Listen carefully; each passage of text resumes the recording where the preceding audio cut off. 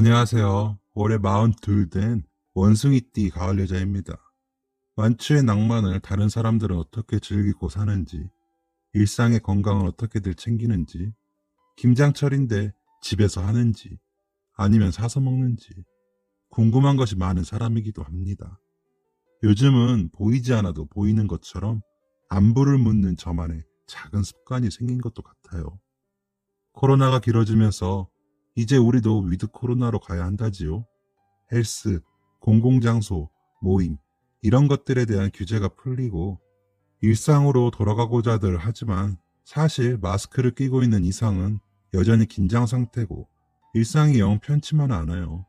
시국도 이런데 가뜩이나 요즘 제 마음은 크나큰 태풍이 휩쓸고 간 자리 같달까요. 최근 적잖은 충격과 인생의 타격을 받은 일이 있었거든요.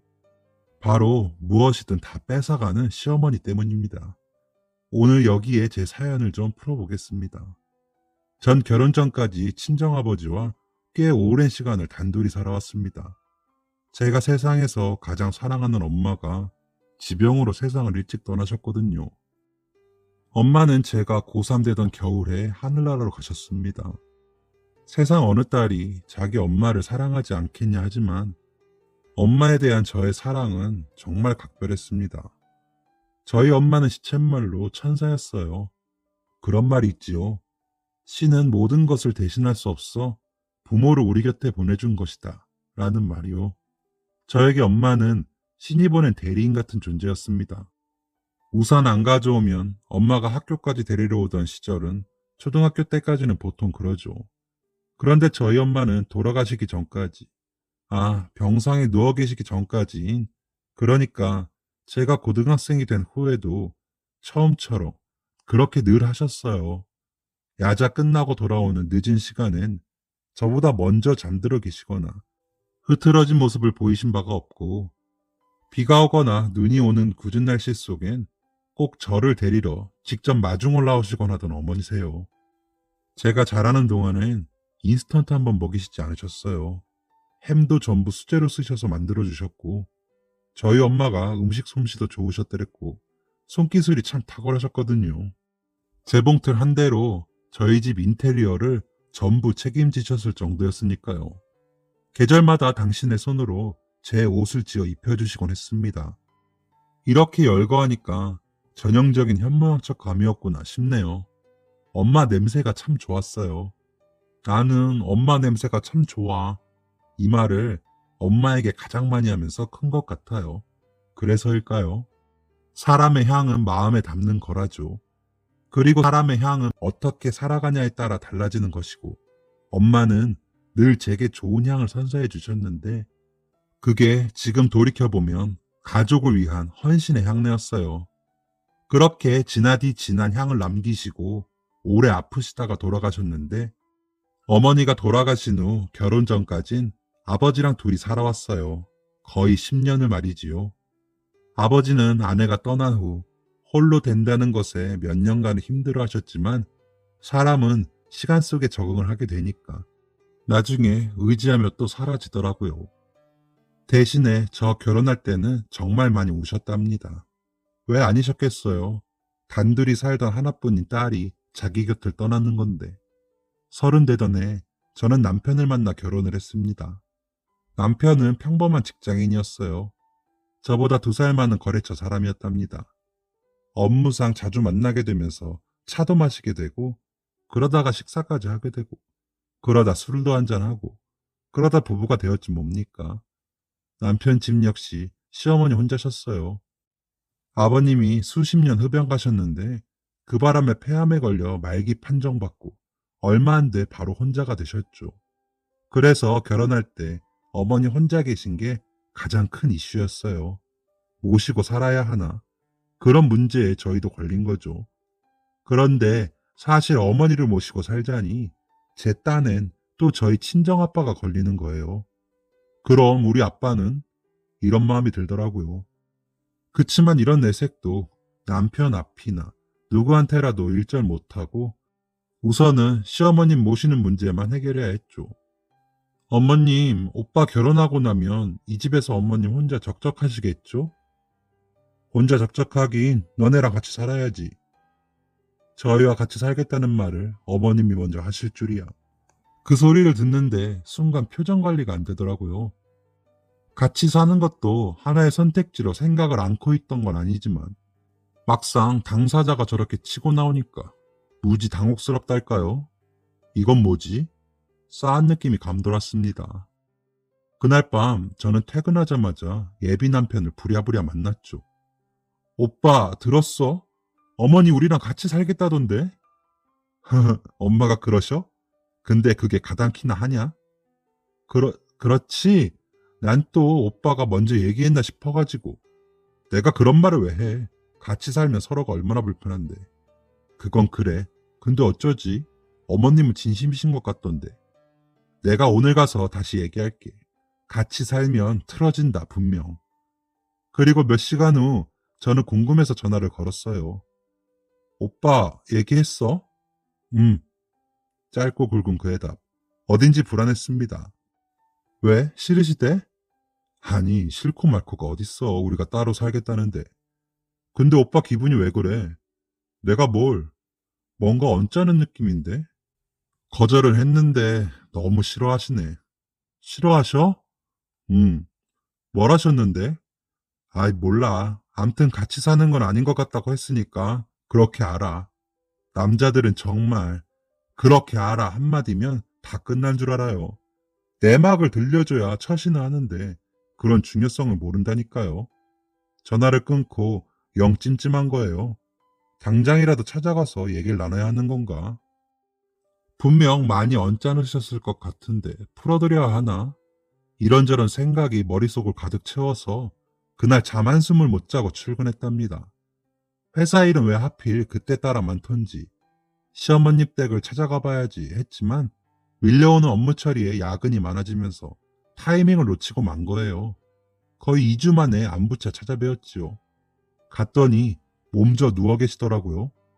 2주 내내 아프신 것인지 아니면 좋은다는 말에 아프기 시작하신 건지 알 수는 없지만 시어머님 안색이 너무 안 좋더라고요. 무거운 공기 속에서 어렵게 입을 뗐어요. 어머니 많이 아프세요? 음, 보다시피. 어디가 그렇게 안 좋으신 거세요?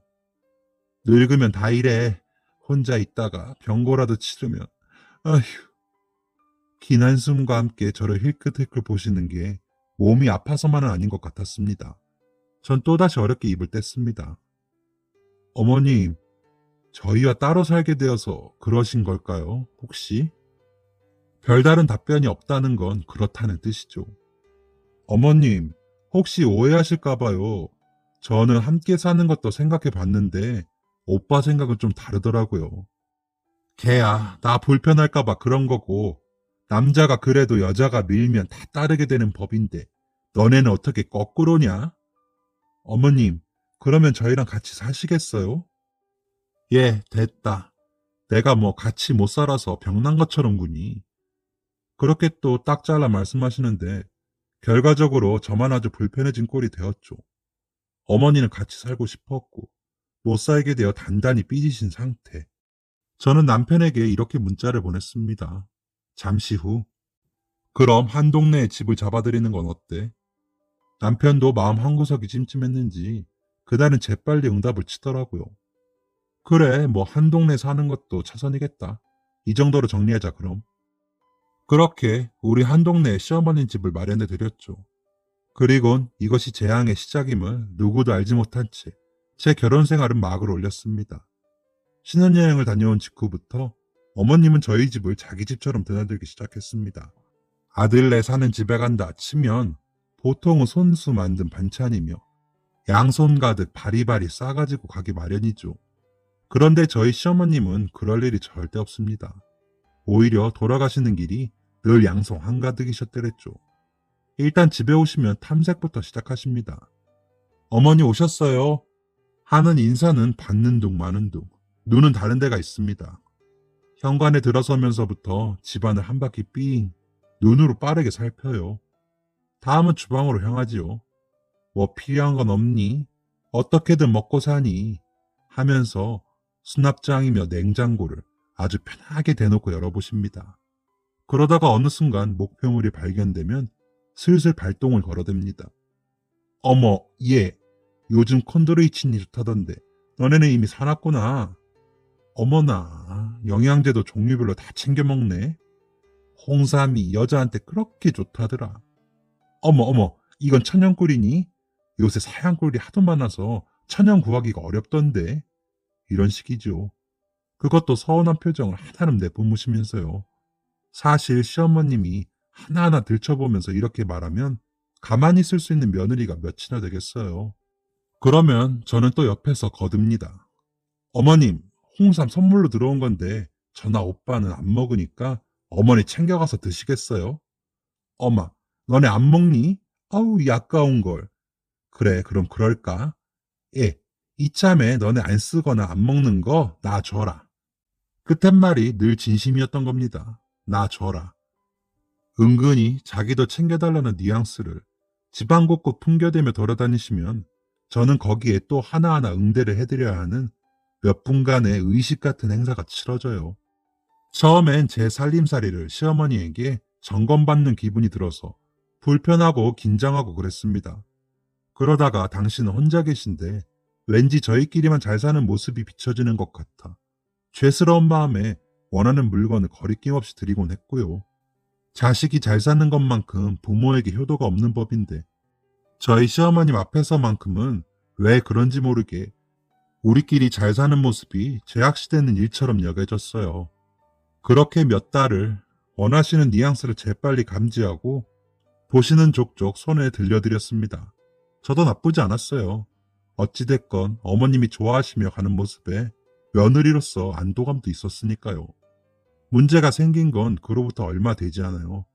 사람이 호의가 계속되면 권리인 줄 안다고 어머님은 저희의 호의를 자신의 권리로 삼아가고 있었다는 것을 나중에 알았습니다. 제 살림살이이며 소지품 등 집안의 물건들을 노골적으로 탐내기 시작하는 겁니다. 어머, 이 크림 요즘 신상 아니니? 예, 이거 나 주고 너는 네 남편한테 얘기해서 더 좋은 거 사라. 어머머, 이건 향이 어쩜 이렇게 좋지? 예, 이거 나 주고 너는 신상 나오면 하나 더 사라. 어머, 어디서 이렇게 고급진 접시를 구했니? 예, 난 인터넷 같은 거 못하니까 이거 나 주고 젊은 네가 하나 더 사라. 나 주고 하나 더 사라. 이 말을 저희 집에만 오면 달고 사셨어요. 시어머니의 탐심은 멈출 줄을 몰랐죠. 심지어 나중엔 쓰고 있던 칫솔 살균기며 물컵이며 식탁보까지 털어가셨죠. 이해해 주세요. 정말이지 털어가셨다는 표현밖엔 쓸 수가 없는 지경이었거든요. 보통의 평범한 시어머니의 모습은 분명 아니었습니다. 나중엔 5분 전까지 쓰고 나온 비데까지 달라고 해서 또 손수 소독해 드렸죠. 제가 사연을 쓰면서도 참 거짓말 같은 털이 스토리예요. 물욕이 많거나 남의 것을 탐하실 분이 절대 아니었건만 시어머님은 저한테만큼은 거부할 수 없는 도적이 되어 탐심을 한껏 휘두르고 양껏 가져갔습니다. 어떤 날은 손이 모자라 1톤짜리 이삿짐 용달을 부른 적도 있어요. 물론 그 차 한 대가 다 찰 정도는 아니지만 며느리 집에 와서 손이 모자랄 정도로 물건을 가져간다는 사실이 분명 문제가 있는 거죠. 제 스트레스도 날로 높아졌고 어머님이 오시는 날, 아니다, 특별히 날 잡아놓고 오시는 게 아니라 자기 집 드나들듯 하셨으니 하여튼 시어머님이 현관문을 열고 들어오시는 날이면 제 신경은 있는 대로 곤두서서 힘든 나날이 이어졌습니다. 스트레스가 하늘 높은 줄 모르고 솟아치던 어느 날 저희 부부는 시누이 저녁 식사에 초대되었어요. 시누이 집도 그닥 먼 곳이 아니라 평일 약속임에도 응했어요. 평일엔 웬만하면 약속을 안 잡아요. 일이랑 살림을 병행하니까 퇴근 후엔 아무것도 하기가 싫더라고요. 그치만 시댁 일엔 별 수 없잖아요. 힘들지만 남편 따라서라도 가게 돼요. 어머나 세상에, 얘 상 차려내오는 거 봐라. 어쩜 이리 이쁠까. 시누이 집만 가면 어머님은 늘 이렇게 제 앞에서 자기 딸 자랑을 늘어놓는답니다. 한편으로 이해도 가요. 같은 여자이고 누군가에겐 저도 예쁜 딸이지만 며느리와 딸은 다른 법이니까요. 아니나 다를까 그날 시누이가 신경 좀 썼더라고요. 상차림이 제가 보기에도 괜찮았어요. 무엇보다 테이블 세팅이 제 스타일이더라고요. 제 취향의 그릇에 식기류들 하며 그날 저녁 메뉴는 만두전골이었습니다. 얼큰한 국물 맛이 그날따라 제 입에 착 붙었습니다. 큼지막한 만두 하나를 수저로 떠 맛보는 순간 어? 했습니다. 어디서 많이 맛본 그런 익숙한 맛이 났죠. 야금야금 만두를 음미하며 혼자 조용히 씹어가던 끝에 알고야 말았습니다. 그것은 제 만두였다는 것을요. 제가 올 초 손으로 직접 빚어 냉동실에 쟁겨놓은 수제 만두였어요. 만두를 좋아하기도 해서 어떻게 하면 좀 더 건강하고 맛있는 만두를 먹을 수 있을까 알아보다가 힘들지만 날 잡아서 한번 만들어 보기로 해서 양파를 걷어붙이고 반죽하고 소를 만들어 정성으로 빚은 저의 그 만두였습니다. 냉동실에 이쁘게 쟁겨있는 수제 만두가 시어머님의 레이더망에 벗어날 리 없었고 집에 가서 적적할 때 혼자 끓여 먹게 달라던 말씀을 꼭 그렇게 까십니다. 달라던 말에 저는 저랑 남편 먹을 것까지 담아서 가득 안겨드렸죠. 그랬던 그 만두가 어머니 집이 아닌 시누이 집에 있었던 거였습니다. 그러고 보니 눈에 하나씩 들어오기 시작했어요. 테이블보 하며 식기류 하며 컵 하며 처음엔 내 스타일이네 하던 것들이 자세히 보니 저희 집에 있던 물건들인 겁니다. 시어머님이 넌 따로 사라 하며 가져가신 제 물건들을 전부 시누이한테 주고 있었던 거죠. 밥 먹던 숟가락을 탁 내려놓고 욕실로 한번 가봤습니다. 아니나 다를까 많이 보던 비데가 떡하니 설치돼 있더군요. 그건 역시 저희 집 것이었습니다. 이건 제2의 저의 집이라고 할 정도로 제 물건이 시누이 집에 가득가득했어요. 그간 제가 참아왔던 게 많았는지 피가 거꾸로 솟았어요. 화가 났습니다. 저랑 남편 돈은 땅 파서 돈 버는 것도 아닌데 이건 어머님이 잘못해도 크게 잘못했다는 생각이 들었습니다. 저희는 본인 쓰시라고 드린 거지 저희보다 잘 사는 시누이네 살림 보태려고 드린 게 아니거든요, 분명. 그 자리에서 따지고 싶은 마음이 들었지만 말하기 시작하면 싸움이 될 것 같아서 화를 꾹 참고 가까스로 집에 왔습니다. 대신 저희 남편만 잡돌이했어요. 표출되지 못한 분이 남편에게 향하더라고요. 우리 집서 가져간 물건들이 어떻게 시누이 집에 가서 자기 살림마냥 깔릴 수가 있는 거냐고. 처음엔 단순히 남편의 생각이 궁금해 물었는데 짜증을 내는 거예요. 지금 생각하면 본인도 뭔가를 느껴서 불편한 표현을 그렇게 한 것 같긴 한데 나중에 싸움이 되고 말았죠. 뭐 남자랑 대화 자체를 시도한 제 오류거나요. 남편은 그러더라고요. 뭐 그런 사소한 걸로 화를 내냐고요. 한 가족이니까 그럴 수도 있는 거 아니냐며. 남편은 정말이지 남의 편이라더니 저를 가족 개념 없는 편협한 사람으로 몰더군요. 그냥 자기도 우리 집 살림이 잔뜩이라 보기 좀 그렇다더라. 너는 괜찮냐? 이렇게 말해주면 좀 좋습니까? 그런데 남자들은 꼭 문제와 해결, 이 양자 구도로만 봐요. 어느 책에서 보니까 이게 남자들이 갖고 있는 돈키호테 기질이라고 하더군요. 돈키호테처럼 여자가 하는 모든 말은 해결해야 할 일처럼 여긴다는 거예요. 시누이 집으로 이미 가 있는 우리 집 살림들을 무슨 수로 해결하겠어요. 저는 그저 마음을 나누고 공감을 받고 싶었던 건데 남편은 표현이 그런 건지 제 이런 바람과 달리 대화가 안 되었어요. 시간이 갈수록 시어머님의 어이없는 행동들에 제 속은 새까맣게 타들어갔고 풀리지 않은 스트레스는 산처럼 쌓여갔습니다. 그러다 사단이 났습니다. 여보, 화장대 위에 있던 진주 목걸이 못 봤어? 글쎄 나 못 봤는데. 왜? 없어? 여기다 내가 분명히 올려놨는데. 없어. 잘 찾아봐. 다른 데 놓은 거 아닌가? 혹시 어머니 왔다 가셨어? 야, 이 타이밍에 어머니가 왜 등장하지? 아니, 하도 내 물건 욕심을 많이 내시니까. 그건 안 돼. 엄마 유품이란 말이야. 주인 있는 물건을 허락도 없이 가져가신 적은 없잖아, 적어도. 아, 그렇긴 한데. 그럼 이게 어디 있는 거야, 대체? 진짜 아니겠지? 아니야. 그래, 그럼 안 되지. 내가 제일 사랑하는 우리 엄마 유품인데. 있을 수 없는 일이지. 그렇게 마음을 달래가며 찾았지만 집안 어디에도 진주 목걸이는 나오지 않았습니다. 저의 의심은 점점 커져갔습니다. 한 사람을 향해서요. 바로 시어머님. 그분 아니고선 물건이 없어질 리가 없는 이유가 제겐 적어도 충분했거든요. 하지만 그렇다고 심중만으로 어머니를 무작정 도둑으로 만들 수 없는 노릇이었죠. 엄마 유품이라 제 속은 시쳇말로 새까맣게 탄 검댕이가 되어갔습니다. 직접 물어보고 싶었고 번호를 눌렀다 지웠다를 얼마나 했는지 모릅니다. 입이 있어도 말 못하는 신세, 심증이 차도 묻지 못하는 신세, 그 이름은 며느리. 한켠으로는 어쩌면 어디선가 정말 엄마 유품을 잃어버렸을지도 모른다는 마음에 얼마나 자책을 하며 기억을 더듬고 소가리를 하는 나날이 이어졌는지 모릅니다. 그러던 어느 날 어머님이 집에 오셨습니다. 거의 일주일에 5일 이상은 오시는데 저녁을 드시러 오셨어요. 그때까지도 진주 목걸이는 나오지 않아서 저는 내심 속을 끓고 있었던 터였죠.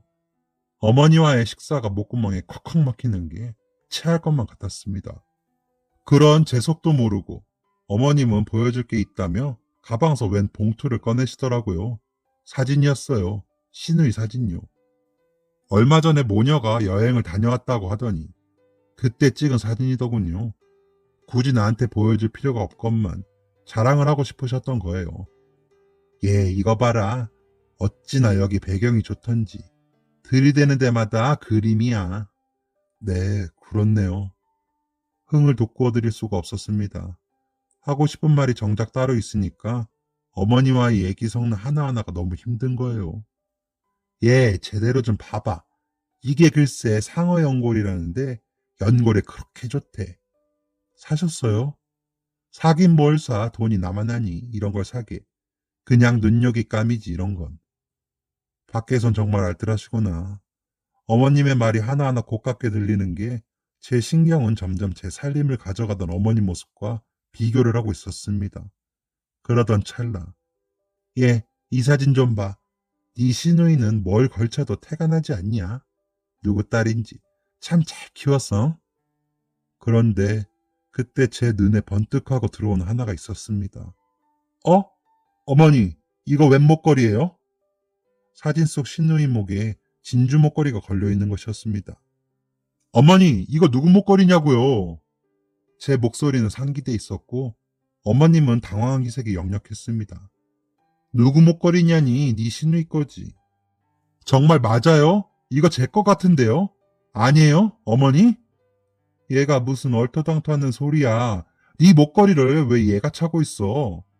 그러니까요. 제가 묻고 싶은 말이에요. 어떻게 된 거예요, 어머니?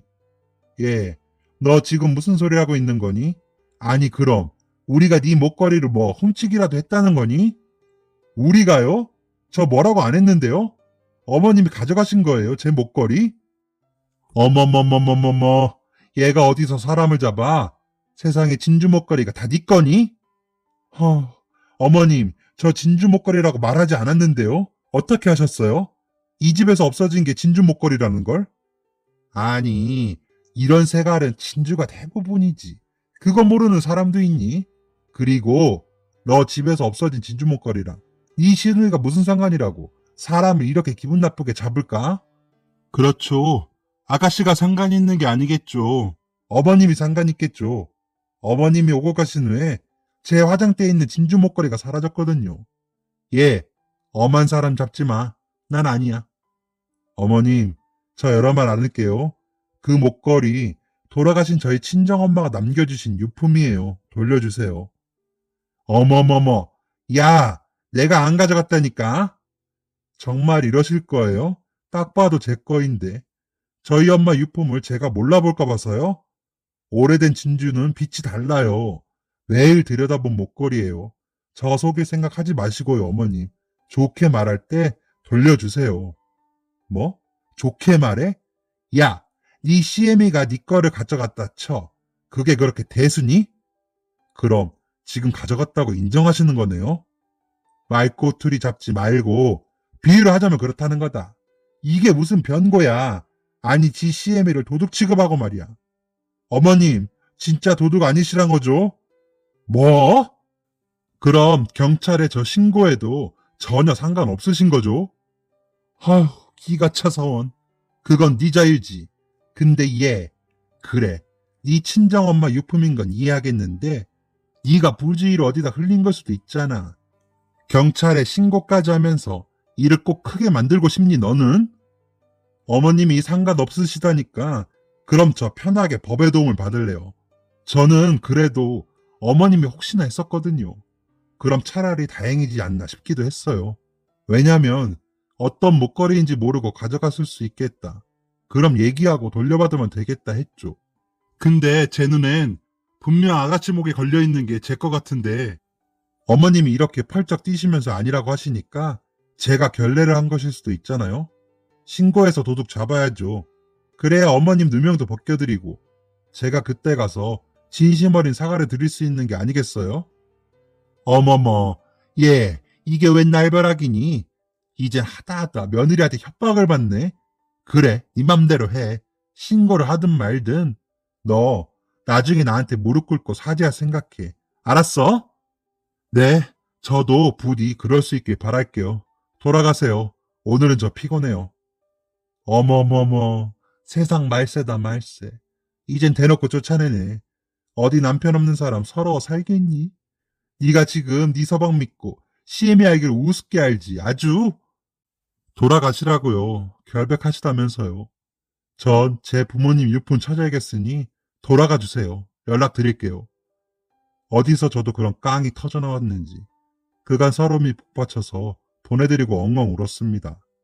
그리고 며칠 안 되던 어느 날 시누이를 대동하고 어머님이 찾아오신 거예요. 얘가 우리 보고 자기 목걸이를 훔쳐갔다고 아주 난리야. 너 설명 좀 해. 언니, 무슨 그런 섭섭한 소리를 해요. 이 목걸이 제 거예요. 제가 작년에 샀어요. 그래요? 그럼 저 이 상황 녹음해도 되죠? 녹음요? 아니, 꼭 그런 어색하고 불편한 상황을 연출하셔야겠어요. 이해해 주세요.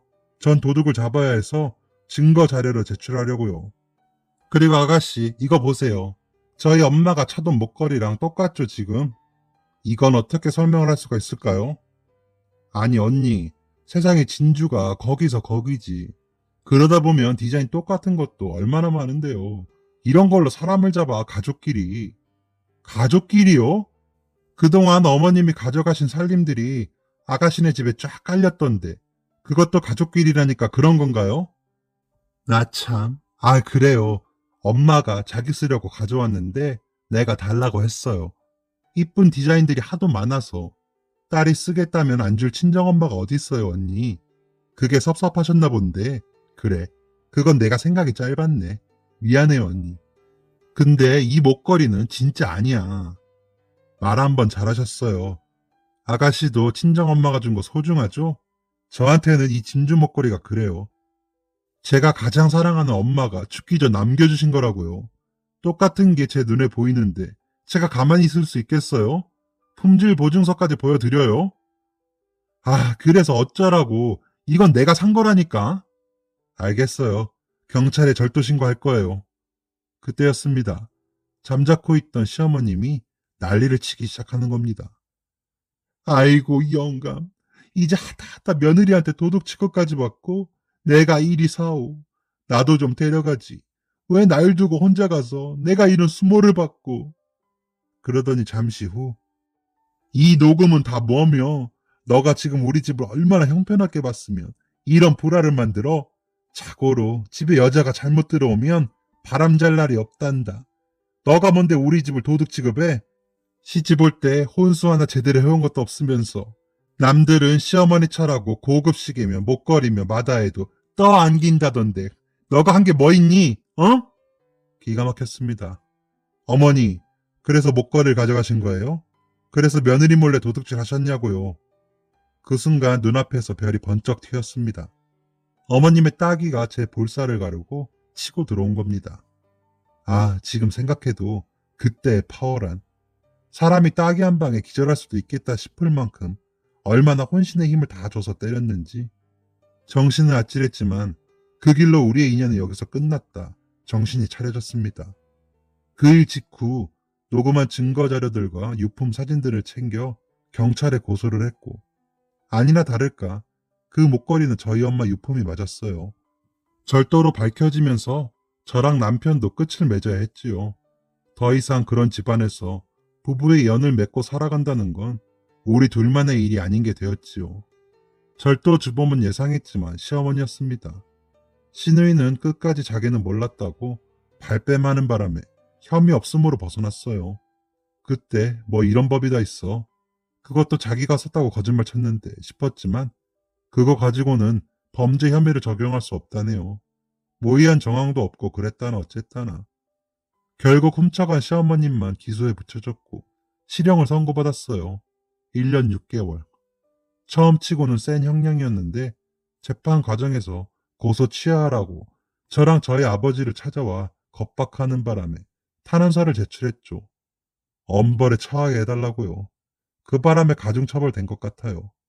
법정 구속되었는데 그래도 한때 시어머니였던 사람이라 제 마음이 정말 안 좋았습니다. 이후 전 남편으로부터 합의를 하자는 시도가 있었지만 이혼 소송도 합의하자 해놓고 말 바꿔서 저를 얼마나 힘들게 했는데요. 이런 건 차단해야겠다 싶어서 합의해주지 않았습니다.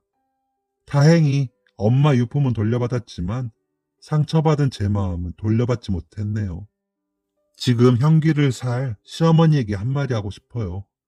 어머님한테도 모든 걸 다 주고 싶었던 귀한 딸이 있듯이 저 또한 며느리이기 전에 누군가에겐 죽어서라도 기억하고 싶은 소중한 딸이라는 걸요. 어머님, 부디 건강하소서. 지금까지 사연 들어주셔서 감사합니다. 사연이 재밌으셨다면 구독과 좋아요를 눌러주세요. 감사합니다. 안녕히 계세요.